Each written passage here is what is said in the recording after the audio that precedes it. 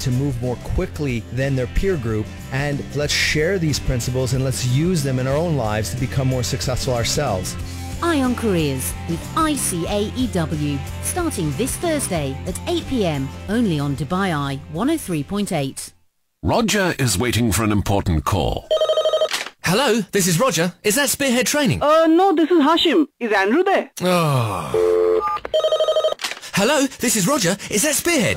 No, this is Kumar. Is Habib there? Oh. What's up with you? I've got the 13th place on a Spearhead sales course and I'm waitlisted. If someone cancels, they'll call me. I can't miss this chance. Poor Roger. It doesn't pay to be number 13. Spearhead's courses are strictly limited to 12 delegates. To book, Google Spearhead Training Dubai or Abu Dhabi. Filipino Rhythm, brought to you by Alansari Exchange. Close to you in Carrefour Market in Umalquain. Alansari Exchange, your first choice.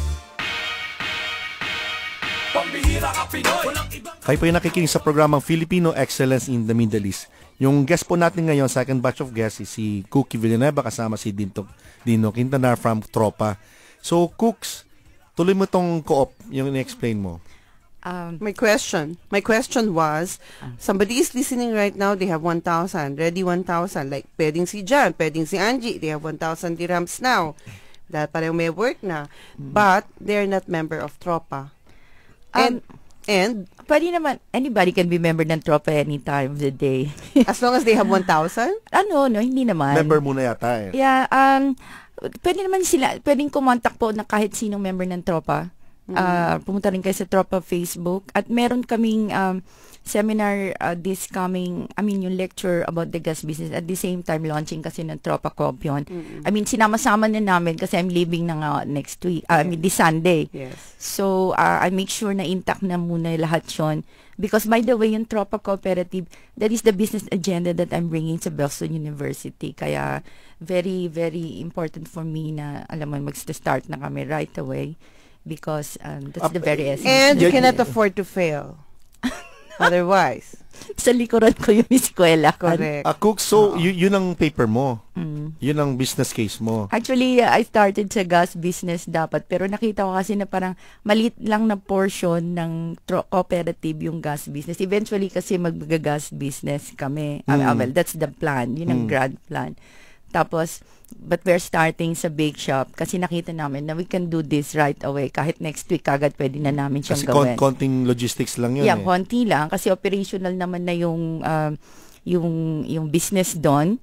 So, anytime that we can gather our resources and we get all the people interested as a core group, kasi yung core group nun initially I wanted yung Tropa BOD lang muna at saka yung mga valued members ng Tropa. It's not because we want to limit it to us, but business kasi to and I want na on the initial operation, gusto ko na level of yung understanding ng bawat isa. Worst comes to worst, may mangyari mang hindi maganda, we know each other and we understand each other. Parang sold sa kanya yung idea. Yeah, but Tito Art, I make it a point na this cooperative on the very word itself, it means mas base yung niyan, yung membership mas marami, mas maganda, mas masaya. Pero but I want to proceed with caution, kumbaga. Yes, of course. We have to be very cautious kasi while gusto namin na mas marami yung ma-inspire na sumama, and of course that would be beneficial to us as well at sa cooperative, pero we have to also, alam mo yon, safeguard yung hindi lang interest namin, but yung interest din nila. What makes it different? Sorry, Arta. What makes it different from the other cooperative? Aside from, ang pinag-uusapan ay pandesal. You're talking about cooperative sa Pilipinas. Kasi wala pang cooperative yung OFW na, well, that I know. In fact, under the present charter ng Cooperative Development Authority sa Pilipinas, hindi kasama yung OFW kasi yan yung mga cooperative, farmers co-op, drivers co-op, ganon, mga rebel returnees. Hindi ko nga malaman kung saan category kami. Pag wala kaming category, doon na lang daw kami si rebel returnees, sabi ni Dino Quintanar. Pwede rin.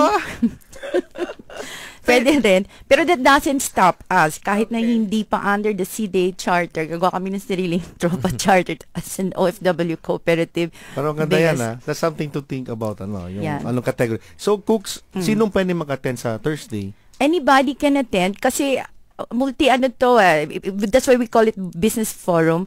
Primarily, I was thinking of, giving the lecture lang dun sa gas business. Mamaya, I'll give a brief about this. Konti lang, Tito Art.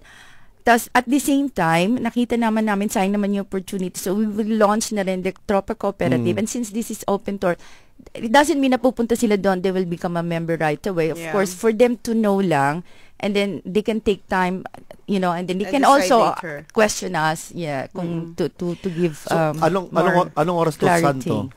That's 8 o'clock po sa Mahan Restaurants between Captorn and Flora Creek Apartments, Flora Creek Hotel Sidera. 8 o'clock ng gabi. 8 p.m. onwards, oo. Sa Thursday, August 23. Thursday? This Thursday, yeah, this not coming Friday. Thursday. Okay, so ito maaring mga tagapakinig, maaring ito yung chance nyo na magkaroon ng panibagong buhay. Kung ano man yung hinaharap nyo ngayon, may pag-asa, sabi nga ni Cookie.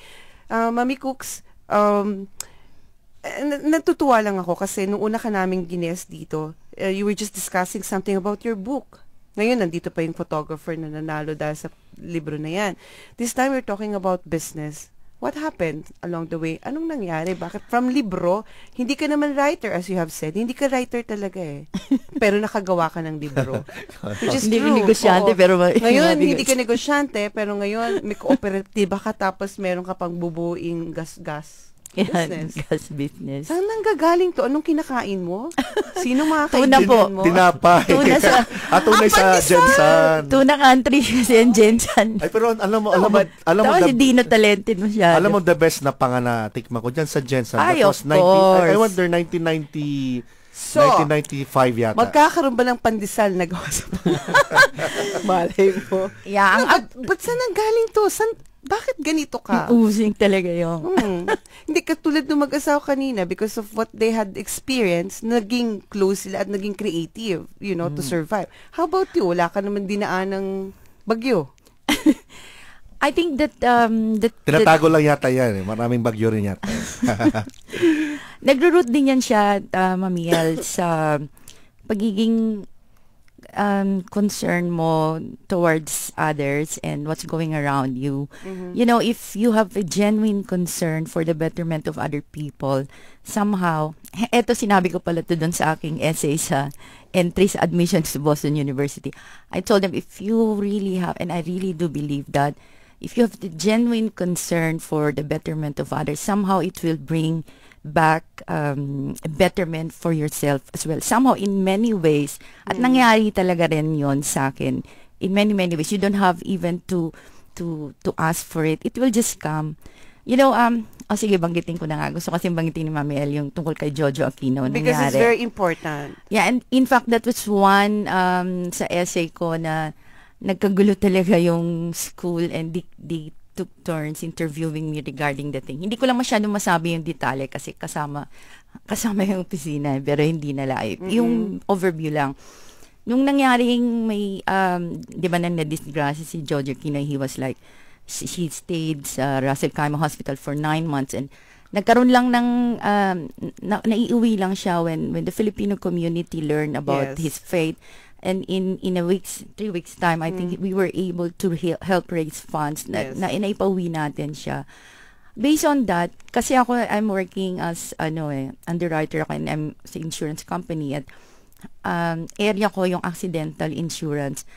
At yung deep concern ko for what happened, kasi siya nung na-disgrasya, kaya siya nagtagal doon ng 9 months dahil hindi siya insured during the time na, yung visit visa kasi dati wala siyang mandatory health insurance. Because of I was thinking na, I think I can do something. Parang hindi ako mapakali na seeing things like this to happen kung meron namang, parang meron kang maitulong. So that's why I think of something na pwedeng gawin yon, and it really became a big thing na in-implement na ng Dubai sa ngayon. And because of that experience. Because I thought about, nakita ko kasi yung opportunity bilang sa insurance company ka nagtatrabaho na, alam mo yun, pwede kayo mag-provide ng health insurance, something like that. Okay, and because of that that kwento, ngayon nasa Boston University ka na next month. Yeah, actually yun yung ang laki ng ano nila kasi yung sabi nga nila sa akin yung head professor ng head ng admissions committee, sabi niya kasi yung dito Art yung dala-dala kong business doon. Una-una na insecure pa ako kasi graduate school ng entrepreneurship kasi yung pinasukan ko doon. So I was thinking baka yung mga kaklase ko doon, mga apo ni Bill Gates, alam mo yun, pamangkin ni George Soros. Tapos siyempre, napaka-ano ng big time ng mga business na daladala. Tapos eto, kung daladala ko, barya-barya. Parang, it took me the deadline talaga, the last date nung, ng submission. Saka pa ako nag-submit kasi parang kumukuha pa ako ng lakas ng loob. And yet, when I submitted my business agenda, parang yun pa yung nag-stand out doon. Well, according sa kanila, dahil sinabi nila, siguro dahil kasi kakaiba siya. Alam mo, parang mas base siya. Tapos, at saka nakita nila yung siguro yung somehow yung tono ng kwento ko, the way I really, yung ang lalim ng intention ko and the genuine concern is really there. So that really, I think in a way moved them then. Sabi nila, so sabi sa akin yung head professor na nag-interview sa akin, sabi niya, okay, so isa kang writer, isa kang underwriter, isa kang social entrepreneur kasi entrepreneur, meron kang bake shop, meron kang condo rental, and what else, sabi niya ganon. And you're a big, sabi niya, that makes us really very excited na darating ka na maging part ng team, sabi nila. Tapos, kasi alam namin na yung may ko-contribute mo. No, they are very, very much after dun sa kung ano kasi may ko-contribute mo sa team, sa klase. Correct. Tapos, not necessarily na napaka-grand at napakalaki ng negosyo dala-dala mo. In fact, yun nga yun kaya parang natuwa din ako nung actually in-interview nila ako. That made me realize really na sabi ko sa sarili ko, so after all talagang tama yung decision kasi it's not an easy decision na iwan mo yung trabaho mo for something like this. Pero yun na nga, ang defining moment ko kasi doon, TTL, you know what, anyway, sige, i-share ko na. Sabi ko, ang tagal kong nag-decide na iwan yung trabaho tapos magpursu ka ng ganito. So, bakit? Feeling ko, this is my comfort zone for the last 9 years. Ang saya-saya ng buhay dito, andito yung tropa. Masagana yung buhay. Kung gusto kong mag-breakfast sa Jumeirah ng Sabado, I do that, which I normally do regularly. Tapos, aalis ako for something. And what awaits me there? What is pagkatapos, assuming na natanggap man ako? The fact na yung application, that was really a tedious process at ang laki-laki din ng well, assuming na sabi ko matanggap ako, what after, ganun. And for what? Bakit? Naisip ko kasi, sabi ko, kung I will just rest in my comfort zone, sabi ko, what? Okay, masaya ako, nag-aaralan ako, pamilya ko natutulungan ko, ganyan. Pero, I knew deep inside na meron pa akong magagawa na mas makakatulong pa ako ng mas marami if I take the challenge. Feeling ko kasi I will deprive others the chance of what I can offer kung magsistick lang ako sa ganun. I think that was the most defining factor. Kaya finally, really, it took me the courage to decide na pursue it. Ilang months ka mawawala? It will be up to March, up to June. Next year? No, next year. So, mag-start ka ngayon na September. Then after that, di ka na Dubai, Pilipinas ka na. Depende. Depende yan. Yan ang unang tanong nila sa akin ng Boston University. Teka, sabihin mo anong plano mo, sabi after, nila. Diba? Tropa US. Oo, magtati ako ng Tropa Boston chapter. Pero what do you hope to achieve? Because from what you have told us, excited sila. Kasi parang you're going to give them something parang kakaiba. Ano naman ang ibibigay nila sa'yo? Actually, yan ang unang tinanong sa akin, yung head admission. So, head ng admission. Sabi nila, ano yung gusto mong ibigay sa'yo exactly ng university? Kasi, nandyan, eto ka, ganyan. Sabi ko, yung una, tsaka, ano yung pinaka-agenda mo aside from the business na dala-dala mo that we can help thresh it out to make it successful, really, ganyan. So, yun nga, sabi ko, siguro kasi, pag nandyan ako, somehow, yung mga malilit-lit na negosyo na nagawa ko or even yung organizational things, activities na nagawa ko rin. Sama ko nandun ako, parang mas structured siya.